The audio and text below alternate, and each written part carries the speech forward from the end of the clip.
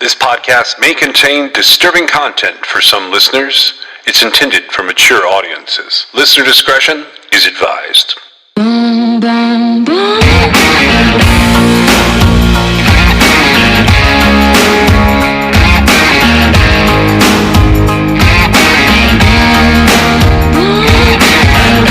This is True Crime XS.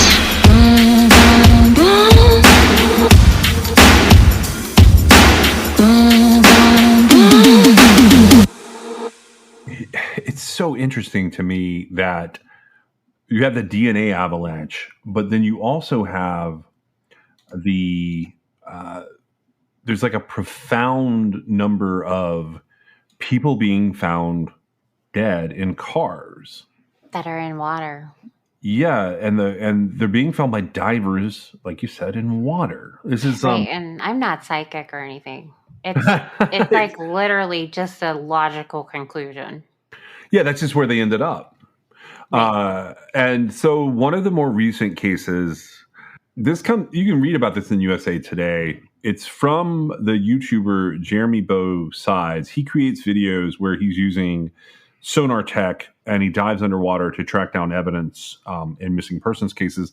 He's sort of following along with something that you've always done, because one of the things when we're looking at missing persons cases to cover, one of the things that you always look at first is like, did they leave in a car and could it be in the water? Right. Anytime there is a vehicle that is missing with a person, they are more than likely in that vehicle, and they are more than likely something happened accidentally in the vehicle. Yeah, and it's a pretty low percentage of people who go missing with their vehicle and are actually the victim of some kind of serious crime. Right. But usually those vehicles ended up being found at some point. Right. So this is a 2-decade-old case. What happened here is they're reopening an April 2000 cold case involving 2 missing Tennessee teenagers after a diver discovered a car belonging to one of the teens underwater. USA Today covered this on December the 8th of 2021. But this is the case of Aaron Foster, 18, and Jeremy Bechtel, 17. They were last seen on April 3rd of 2000 after leaving Foster's home. On November 24th, the YouTuber I mentioned, Jeremy Beau Sides, shot a video showing the discovery of a 1998 Pontiac Grand Dam in the Calf Killer River in Tennessee that belonged to Aaron Foster. White County Sheriff Steve Page said that Foster's family contacted him about the video, and he reached out to Jeremy Beau Sides. The car was found and later pulled from the Calf Killer River in Tennessee, which is about 90 miles east of Nashville. Police have now confirmed that the vehicle belonged to Foster. Investigators told WTVF, which is one of the local stations, that human remains were found in the vehicle and they will be sent for testing. Both Foster's and Bechtel's families were notified. The details of how the car ended up in the river are still unknown, according to a news release. But Side said in his YouTube video, "I'm lost for words. I'm so glad I could find them. I'm so sad that that's where they ended up. I can't believe it's been over 20 years that they've been sitting there waiting for someone to find them." And while that's not confirmed yet, that is likely going to be the case, I think. What do you think? Oh, absolutely. I have no doubt. I mean, just as much as I would say that somebody missing with their car has had a mishap that has caused the car to no longer be visible, such as water, I'd say it's even less likely that somebody else's body is in somebody's missing car. I mean, that's found 20 years later. Yeah, that would be weird. I hadn't thought about that. That would be really strange. I mean, chances are, yeah, it would be really weird. But now I don't know why, but I'm sure you've noticed, and perhaps it's just because I said it out loud, but there's been a lot of cases recently with people being pulled out, or cars with remains in them being pulled out, discovered and pulled out. And I don't know what it is that's making that happen. I do. I've started tracking it. Is it just people with hobbies? It sort of is. What it is if you go back, there's like several early I think Adventures with Purpose might have been one of the first ones that sort of organized it. Right. There's been the discovery that if you have the tools and the time to do some diving, you can actually monetize that pretty easily on YouTube and get a pretty big following. Adventures with Purpose is the group that I'm familiar with. They do this sort of on the side. Ultimately, it's the rise of these type groups. I don't want to say they're attention seeking because they're doing something really interesting. These groups putting their more and more information out there but these groups have decided to get involved. They don't want to just be web sleuths. They want to be out there doing something, and this is how they're doing it. Right. And so I don't actually know like what the percentage of recent finds are. I know that there have been some just web sleuths like looking online and there's been a couple discoveries that way. Like on Google Maps, they've seen vehicles in water. Yes. And then the Adventures with Purpose. And then it's more about like, I know what I do is, especially if there's enough detail involved in the circumstances surrounding someone's disappearance and they are in fact missing with their vehicle, I actually just sort of plot out where I think it might be. And then because, there's only so many places you're going to go into the water at, right? Right. And then I sort of, sometimes I'll send it to you. Sometimes I just leave it, where it is or whatever, because I'm not exactly sure how to approach that. But I know that if I were facing a situation where somebody that I cared about was missing in their vehicle, I would certainly be swimming around where they could have gone in to find them. I probably would be too. And this has come up recently, and we've even talked about cases that are sort of close to us personally, not close to us like we know the people, but close to us like geographically. And we're like, I wonder where the water is in that one. But it is becoming like if you Google missing people found in water or missing people found in cars, there are so many news articles from the last, I'd say, year and a half. Where it's been a lot. Yeah. Like an insane amount. In fact, I know that over the course of our show that on several occasions I've said, that somebody missing with their cars in water. And it was almost like saying it out loud made it start appearing in the headlines. People have started talking about it more. I think that's the thing. It used to be like I've been seeing those type notifications in news for decades, but it would usually be like a little note at the bottom that like a dive team training at some reservoir that, once upon a time had a highway connected to it or near it. They found a body. Like I remember maybe 10 years ago in Colorado, they either drained or were training in this one place out in Colorado where they found like 6 or 7 bodies all at one time. Like it was a lot of cases closed off of that. But yeah, it's become more and more prevalent and more newsworthy, and people have been talking about it a lot more, but it closes out a lot of interesting cases along the way. Now, some of them are really old. Like some of the cases are dozens and dozens of years old. Some of them are more, last 2 or 3 decades. So and I have to believe, based on the pictures, which you can correct me if I'm wrong, I believe that these would have been missing people that we had looked into. A lot of them, yeah. No, like this one in particular, Aaron Foster and Jeremy Bechtel. Now they were missing in April of 2000. So if they might have come up in our Keys thing, but they would have been crossed off pretty quick because he was out of the country then. Yeah, they could have come up in that. We may have mentioned like their like a NamUs or Charlie Project profile in passing because they just fell into the overall timeline. I know Jeremy Bechtel was on a list I had at one point, but I didn't have a heavy opinion. I actually want to say that maybe someone said they're in water or they're something. I don't know what it was, but there was something about them they went missing, and it just kind of got passed over. I mean, I hate it when that happens with cases, but there's so many of them. There's so many missing persons cases that end up sort of on my desk or my desktop, depending on how you want to look at it. And I do remember him, and I remember seeing his like at least one or two photos of him. I want to say an age progression photo sticks out in my head, but I don't know for sure that's what it was. But either way, it appears they've been found, and that is closure for a family. So that's always a huge deal to me when a family can get closure out of these situations.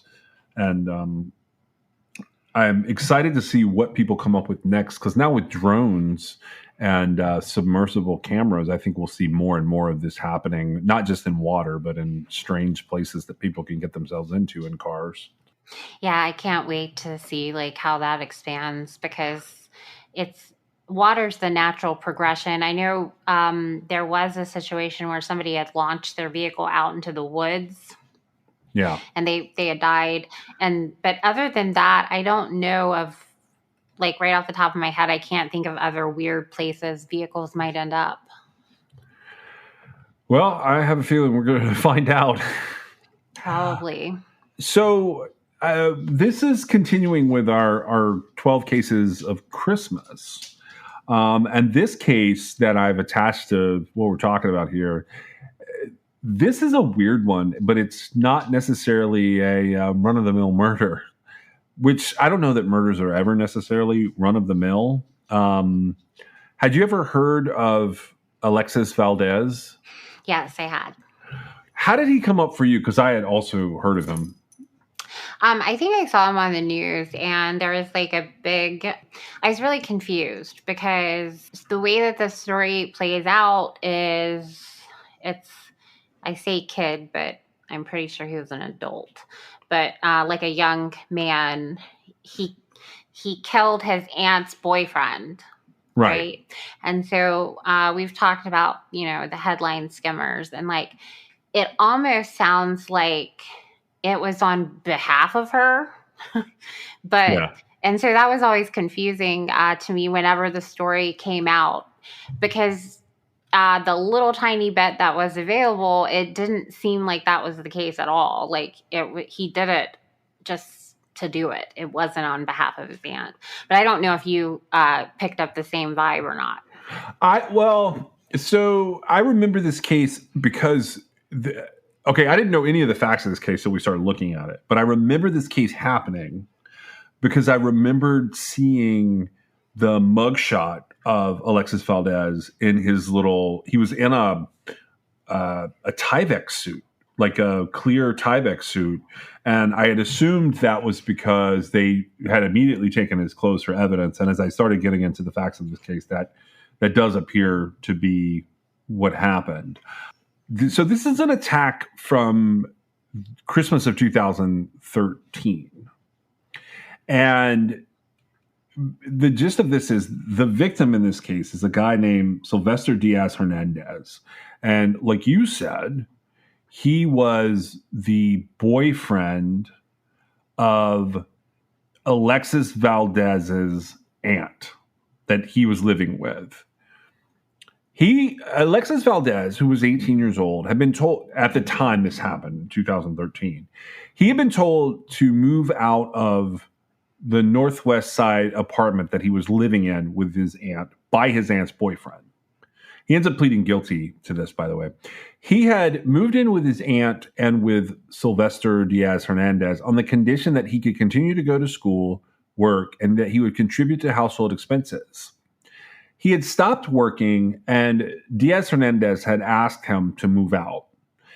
This ended up angering Valdez, and Valdez lashes out, attacking Diaz Hernandez with a hammer, and eventually decapitating and dismembering his body.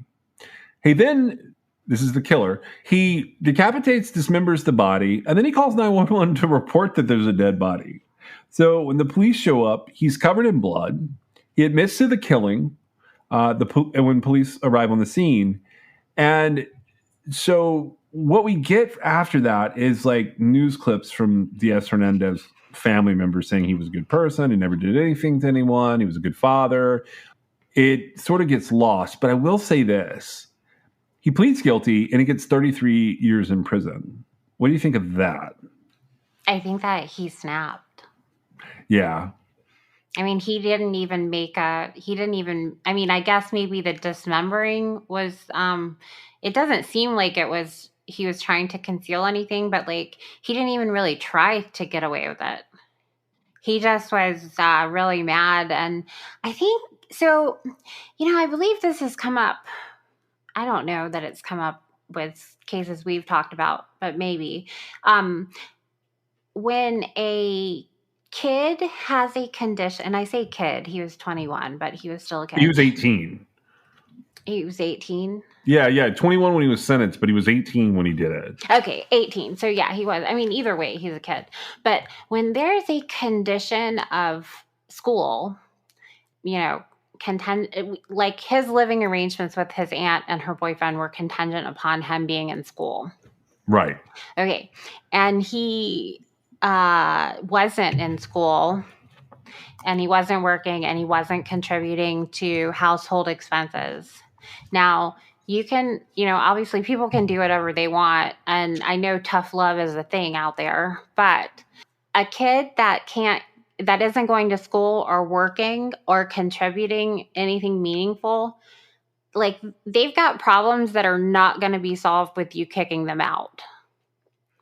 And I feel like that, I mean, I know this was his aunt, and I don't know how he ended up, like, living with his aunt to begin with, but it seems to me like he clearly needed more help. And this is just a very exaggerated example of what I'm talking about, because it made him so angry that he was going to lose a place to live that he lashed out in a very violent way. And I'm not saying they should have allowed him to continue freeloading, but the very last thing that you want to hear when you're in a position where the world's just kind of falling in on you, because I don't feel like 18-year-olds are inherently lazy.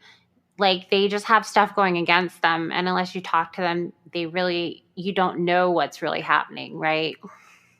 And so everybody needs a little bit of support. And I don't know. I feel like that might have been the wrong approach, but, clearly it didn't matter because he ended up killing him anyway.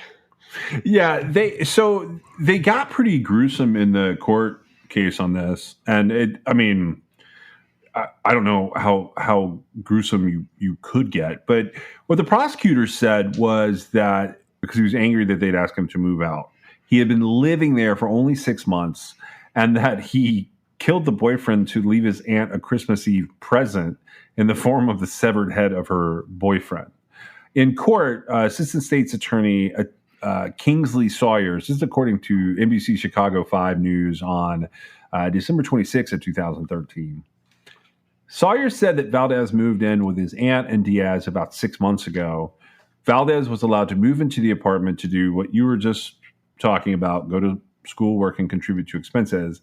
On Christmas Eve, while the aunt was out attending a party, Valdez started drinking. He became angry at being forced to move out.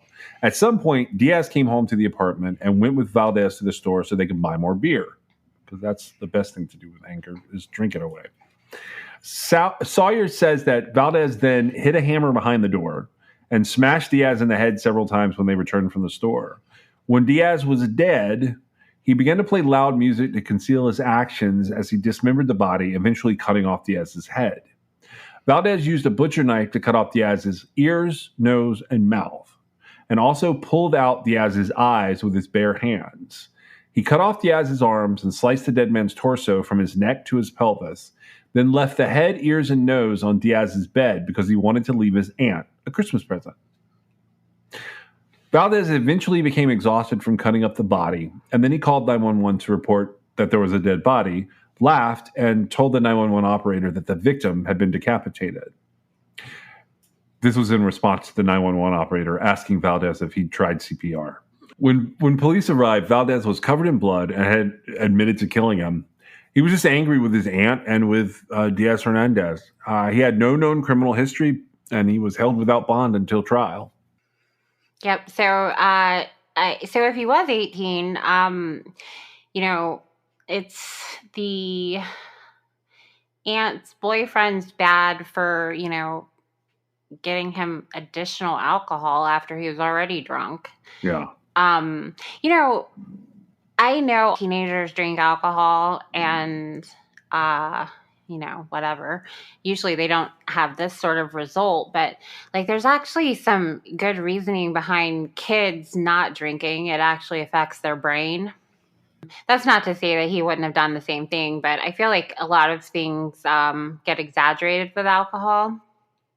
And I think it would be safe to say that his anger towards the situation was certainly exaggerated here. It's just really odd that they would go to the store and get beer and then come back and he'd bash the guy's head in. That's a really strange. That part of it makes it a little less snappy. You know what I mean? Yeah, it's something that had been building up. But I did want to cover another weird case because this one goes by so quickly. There's not a whole lot to it. Do you ever read about English serial killers, other than Jack the Ripper, the obvious ones? Sure. I mean, sometimes. I was, while we were doing all of this stuff and I was coming across different Hammer killings, which is where this originally, that's where Alexis Valdez came up originally for me, was the Hammer killings when I was. There's a guy in England, he actually died in 2020. His name is Anthony Hardy. And I realize not many people cover these type cases, but I was going to put him into this episode because he's like a Jack the Ripper. He was known as the Camden Ripper. Okay, so this guy, he was actually active in December of 2000, and then again active until December of 2002. So he's sort of a Christmas time killer, but not as obviously Christmas time as the rest of these people. Anthony John Hardy was born May 31st of 1951 in Burton-upon-Trent in Staffordshire. He had a pretty uneventful childhood. He earned an engineer's degree from Imperial College of London. He became the manager of a large company there. He got married. He had 3 sons and a daughter. And in 1982, he was arrested in Tasmania. You want to guess what his first arrest was for? Something with a vehicle? No. Oh. This is his first ever arrest. He gets arrested for drunken disorderly conduct? No, for attempting to drown his wife. Oh my gosh. His wife, Judith, in 1982, he tried to drown her, but the charges were later dropped. But in 1986, his wife decided that she'd had enough and she divorced him. Wait, what? She stayed married to him after he tried to for drown 4 her? years. For Oh my 4 gosh. years. Okay, well, don't do that. That's a terrible idea. So after the divorce, Hardy spent time in mental hospitals. He was diagnosed with bipolar disorder, and he was treated in multiple hospitals, not just for bipolar disorder, but also for depression, drug-induced psychosis, and alcohol abuse. He had started living in hostels around London, and he then picked up convictions for theft and drunken disorderly. He was arrested in 1998 when a prostitute accused him of raping her, but the charges were dropped due to a lack of evidence. The gist of that was he didn't necessarily rape her, but he had sex with her and didn't pay her. So the prosecution didn't want to deal with that in court, which is also weird. It would be like failure to pay It'd be like theft. Failure to pay for services rendered, but prostitution is illegal, so that's why you get the money up front, I guess. I don't know that much about it. I'm just saying, I feel if that's legitimately what happened, I don't blame the prosecutor for dropping it. I'm just telling you what happened. I'm telling you what I found about this guy. So at this point in time, he was believed to be an alcoholic, and he was diabetic. Well, that's not a good combination. No, it's not a great combination at all. So in January of 2002, this guy's been mainly off the radar for about 4 years by the time this happens. And then it was like, yeah, it was substantially before then, right? Like 12 years before then, 12 or 14 years. Well, he had a few like little arrests between 1986 and 1998, but they weren't serious. They were like, just petty things. Okay. They're pretty petty stuff. He had convictions for theft and the drunk and disorderly I mentioned, but in January of 2002, he decides to up his game, and police are called to the block of flats where Hardy lived to a neighbor complaining that someone had vandalized her front door and that she strongly suspected it was Hardy. When the police investigated Hardy's flat, they found a locked door, and despite his claims to the contrary, they found that Hardy had a key to it. In the room, the police found a dead woman who was naked, lying on a bed with cuts and bruises to her head. She was identified as Sally White, who was 38 years old, who was a prostitute who had been living in London. Forensic pathologist Freddie Patel, though, subsequently concluded that White had died of a heart attack, in spite of the circumstances. Patel later came under scrutiny for his findings and for other findings in his career. He's also linked to some pretty interesting conspiracies that resulted in a suspension from the government's register of pathologists pending an inquiry. And in 2012, his name was erased from the medical register by the General Medical Council. He was essentially undoctored, meaning he could no longer practice medicine in the United Kingdom. Hardy ended up pleading guilty to the charge of criminal damage or vandalism of the door, claiming he had no knowledge of how White came to be in the flat due to his drinking problem. He claimed he was blacked out. So he ends up being in custody and transferred to a psychiatric hospital under what's known as a Section 37. He remains there until November of 2002. And then in November of 2002, they just let him go. On December 30th of 2002, a homeless person scavenging in rubbish bins found the dismembered body parts of two women wrapped in black plastic bin liners, so trash bags. The women were identified as Bridget McLennan, 34, and Elizabeth Fallad, 29. And the investigation led to Hardy, who was arrested about a week later in January of 2003.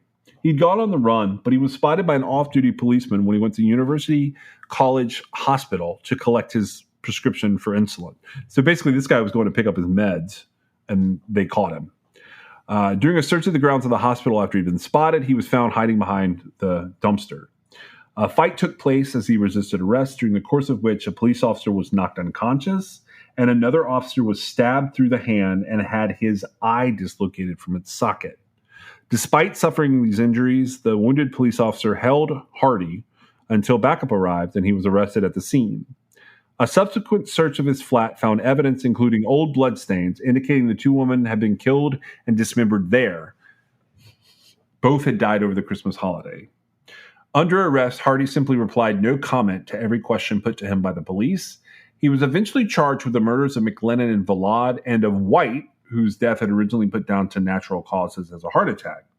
At his trial in November of 2003, Hardy, despite his initial lack of cooperation with the police, abruptly changed his plea to guilty to all three counts of murder and was sentenced to life imprisonment.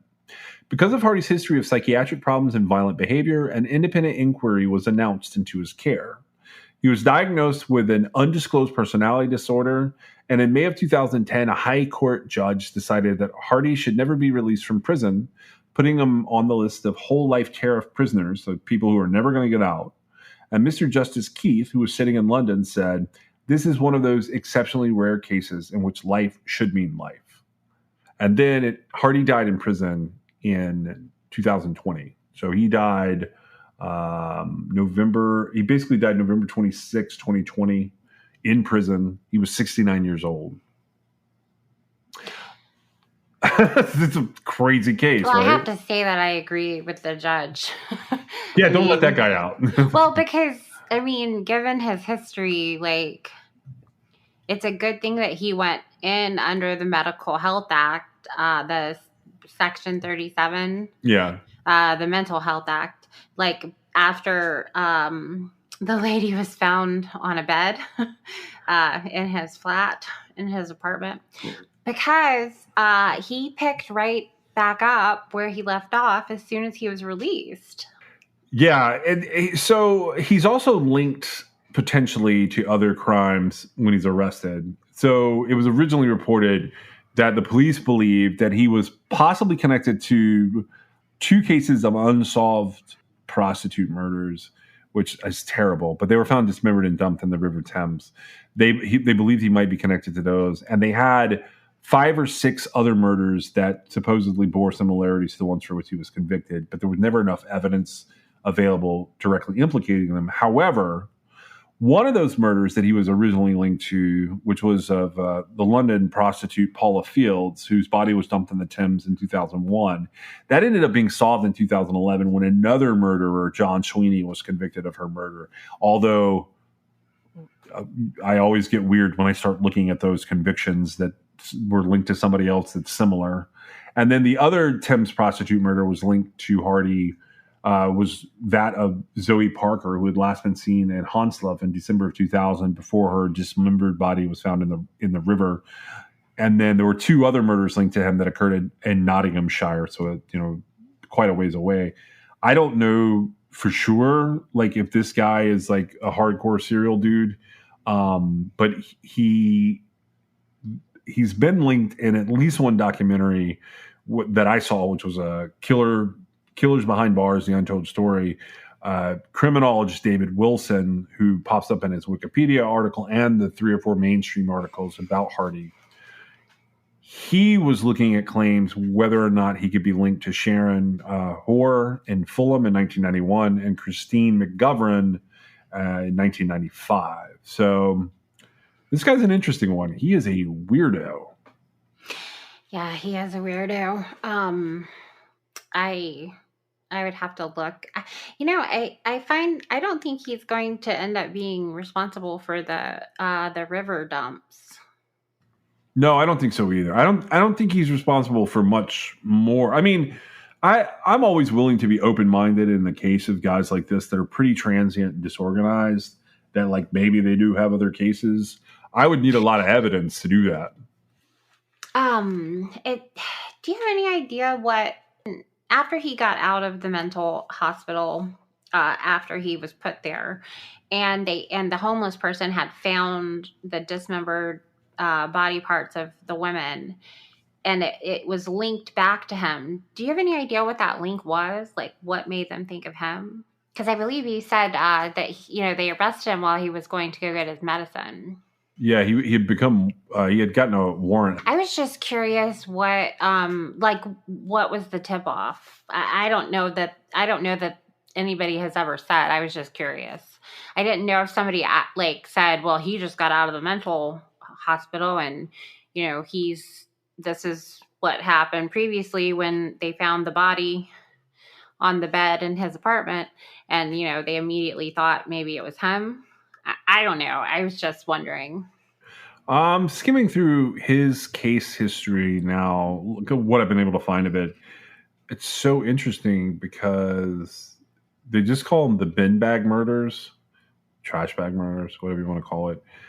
When I go to look at what they were talking about, it says that, no, the tip off from the public, they released a photo of Hardy after the black trash bags were found near his flat in Camden, North London, where he lived. He shaved off his beard. He had panicked. They released a photo of him. They don't say necessarily what the link is, but they pretty early say that they want to talk to him. He was 51 years old when that happened. You're thinking, like, what if he didn't do it type situation? No, I have no doubt that he probably did do it. I was just curious how they made the connection. Because okay, so it's 2002. That's really early for like DNA or whatever. I mean, I guess it's possible. Maybe it was like his trash bags. Like it had stuff in the trash bags that identified him, his mail or something. But I was just curious because that's how my brain is, because whenever we were talking about it, it was just that he was linked to it. And I'm like, well, how'd they do that? And then just the fact that they called him the bin bag murderer or whatever, I mean, that kind of reinforces the fact that I don't think he did the Thames River dump. Well, so here's what I have from the whole life order. This is from my hunting, and I'm just gonna it's so weird. I figure I'm trying to put all the really disgusting stuff in this one case episode where it's like these things have happened, but this is what it says. And I copied and pasted this whole thing. So if you want me to do something different, I can. This is from Sky News, and it's an article that's no longer online, but it's from May 14th, 2010. A man dubbed the Camden Ripper after killing 3 prostitutes should never be released from prison. Anthony Hardin was given 3 life sentences in November of 2013 for killing women to satisfy depraved and perverted needs. Almost 10 years on, the case returned to court. How is that possible? Yeah, 2003. Now it's 7 years on, but whatever. The case returned to court following changes in the law on setting the minimum period a lifer must serve before being considered for parole. Mr. Justice Keith, sitting in London, said, "I've decided that Hardy should never be released from prison.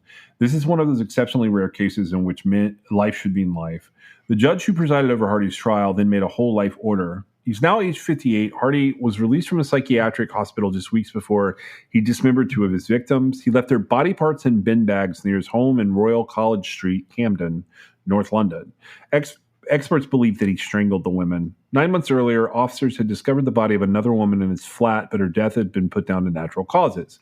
Hardy pleaded guilty at his Old Bailey trial in November of 2003 to murdering the prostitutes. He had previously denied their murders, but changed his plea within minutes of appearing in dock. Giving him 3 life sentences at the time, Justice Keith told him, "Only you know for sure how your victims met their deaths, but the unspeakable indignities to which you subjected the bodies of your last 2 victims in order to satisfy your depraved and perverted needs are in no doubt." No minimum term tariff was set at the time as changes being made to the law following a European court ruling meant that the Home Secretary could no longer decide them.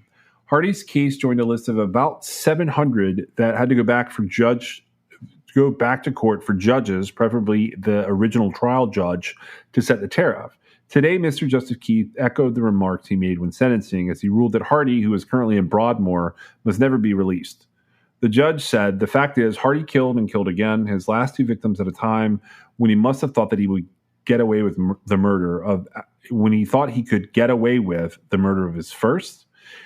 These were truly horrific crimes made worse by the indignities to which he subjected their bodies of the last 2 victims after their deaths."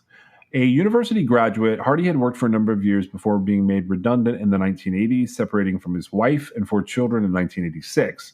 Thereafter, his life went into decline. There were periods during which he received psychiatric treatment for depression or depressive disorder as an inpatient at various psychiatric hospitals. By the time he killed the first of his 3 victims, he was an alcoholic living alone in a flat in Camden Town. Following Hardy's arrest, the police developed negatives from a film which Hardy had sent by post to a friend, telling them to keep them safe at all costs. The photographs showed the bodies of Miss Valad and Miss McLanahan, pictured naked after death in a variety of sexual positions. The faces of both women were concealed with a latex devil's mask and or a baseball cap. Psychiatric reports on Hardy revealed a personality disorder which constituted an abnormality of the mind. Well, I'm not a psychiatrist, and I could have told you that. So, having read that, are you pretty convinced that he's definitely tied to it? Or I know you weren't really arguing otherwise. Yeah, I wasn't even not convinced to begin with. I was just curious how they made the leap so quickly, and I'm sort of I think the connection was probably some mail in the trash bags with the bodies. Or near, in another trash bag. You probably took all the trash out at once. I'm just that's the no. I have no doubt that he did this. Yeah, I would be really surprised, given him trying to drown his wife initially, so many years earlier. I'm being suspected of the rape of the prostitute. Yeah, he just kept going. It's a lot. Yeah. Well, so that is another day of our Christmas cases for 2021. So I don't often find a place to put good human interest stories, but it's Christmas time, and through this really weird connection, I had met the subject of this next story, and I told his mom that I would put his story on where I found a spot in the episode that was maybe shorter or something. So I'm going to play that story here. Just me and my girl, she's the best friend in the world. Now lately I've been treating her no good. She's our flophouse queen, does this up against the scene. But now I give her less love than I should. Gotta quit my job and go and hang out with my dog. I can fight and swim, get dirty and play. Gotta sleep outside, cuddle up and live long rides. I don't think I should work for one more day. One more day, yeah, one more day. Jesse Stewart wrote Arlo's song for his beloved dog, Arlo.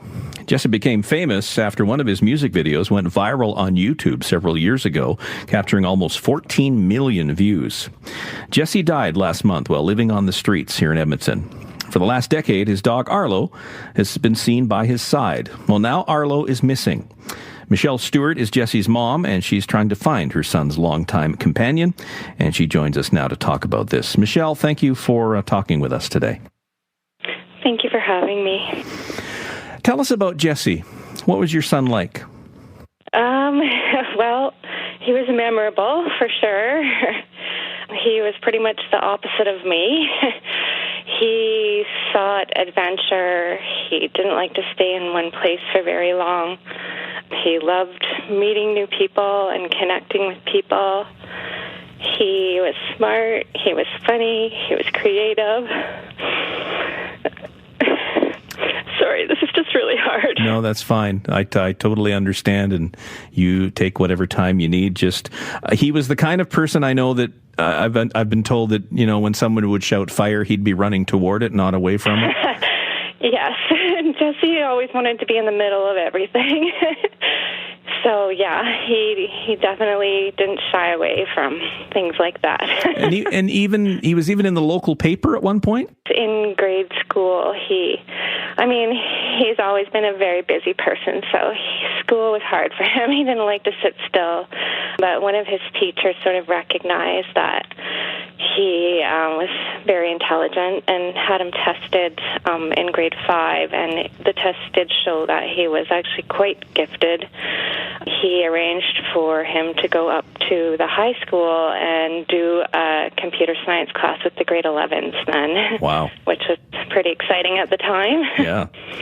When did music kind of come to the forefront for him? I would say it started when Jesse was about 12. My father started paying for private guitar lessons for him. He started with the bass and then went to the guitar.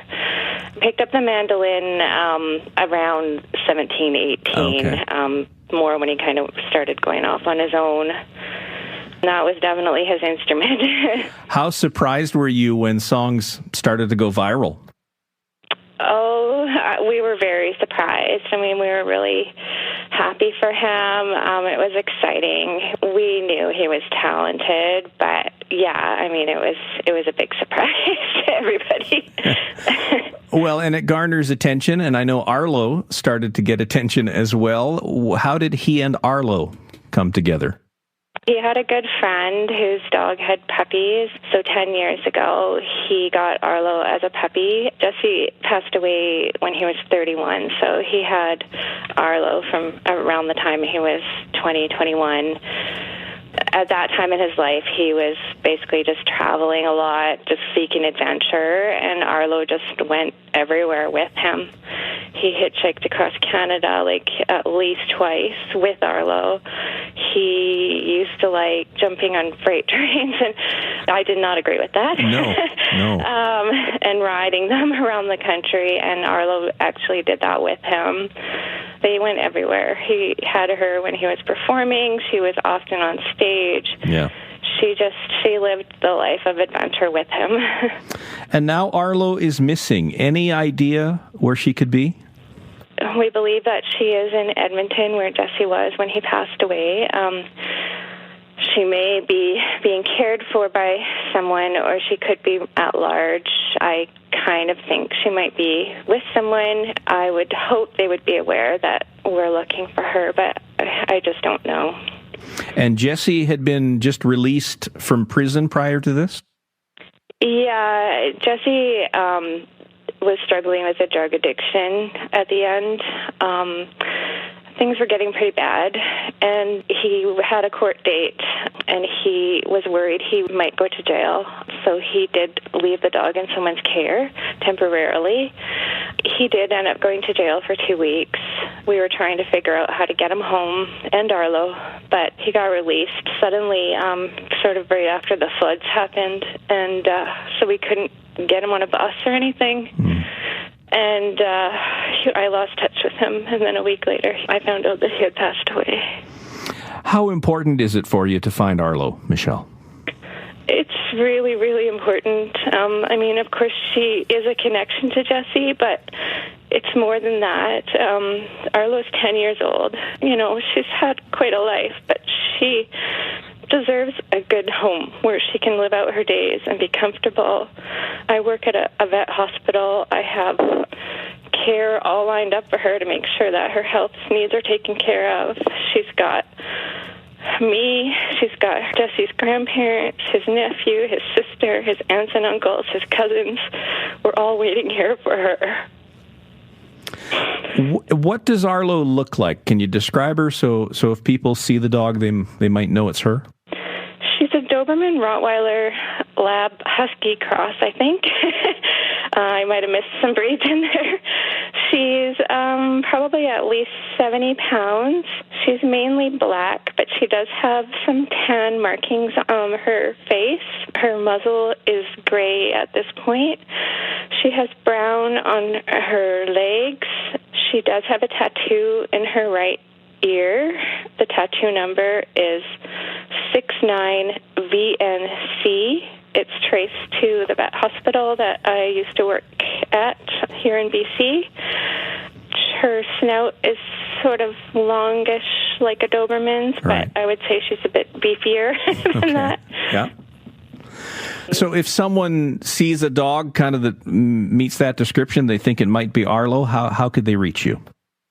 Well, it is all over Facebook. There is an administrator on Jesse's music page on Facebook that would be happy to pass on any information.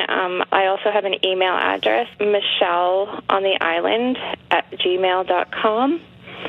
And there is a reward as well, right? There is a $500 reward. We would not need any questions answered. We just really want her to come home safe. Michelle, I know this has been a tough few weeks, and I do appreciate you taking a moment to just tell us about Arlo and a little bit about Jesse, and we certainly hope you're reunited soon with his dog. Thanks for talking with us today. Thank you very much. I appreciate your help. That was Michelle Stewart. Her son Jesse Stewart, a well-known Canadian musician, died on the streets of Edmonton in November. She's trying to find her son's dog Arlo now. If you have any information, you can email Michelle. Her email address, michelleontheisland@gmail.com. You can also go to Jesse Stewart's Facebook page. There is a $500 reward being offered if you find Arlo. Here is Jesse Stewart with Time to Wander. There is a time for love and laughter. The days will pass like summer storms. The winter wind will follow after. But there is love and love is warm. There is a time for us to wander. When time is young, so are we. The woods are green over yonder. The path is new, the world is free.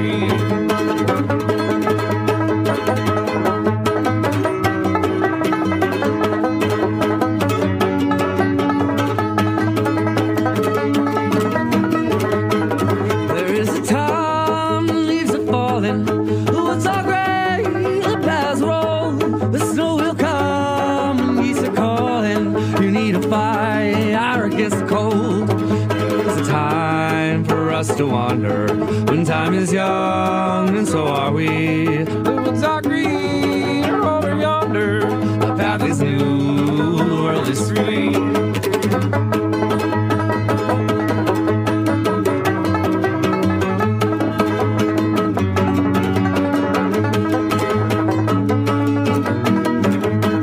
So do your own in the springtime. You find your love in some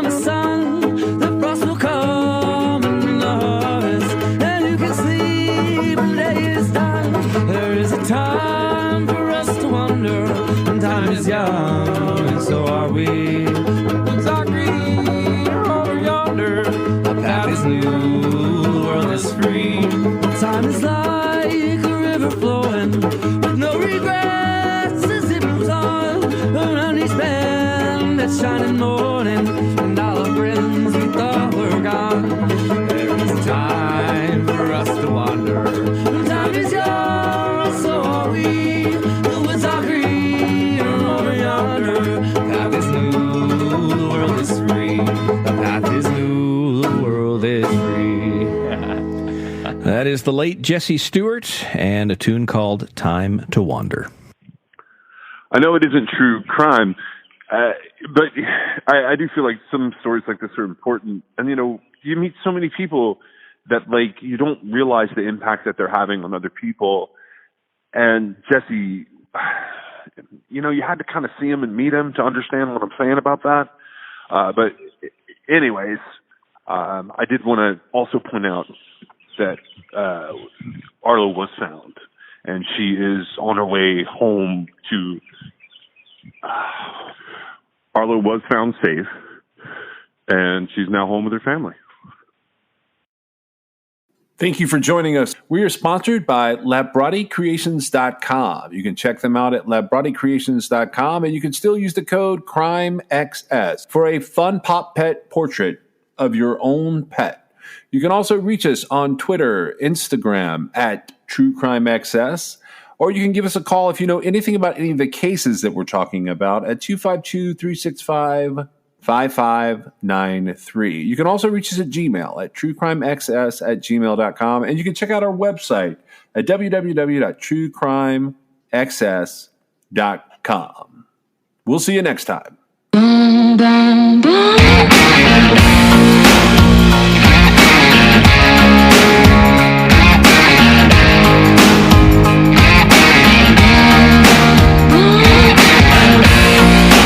This is True Crime XS.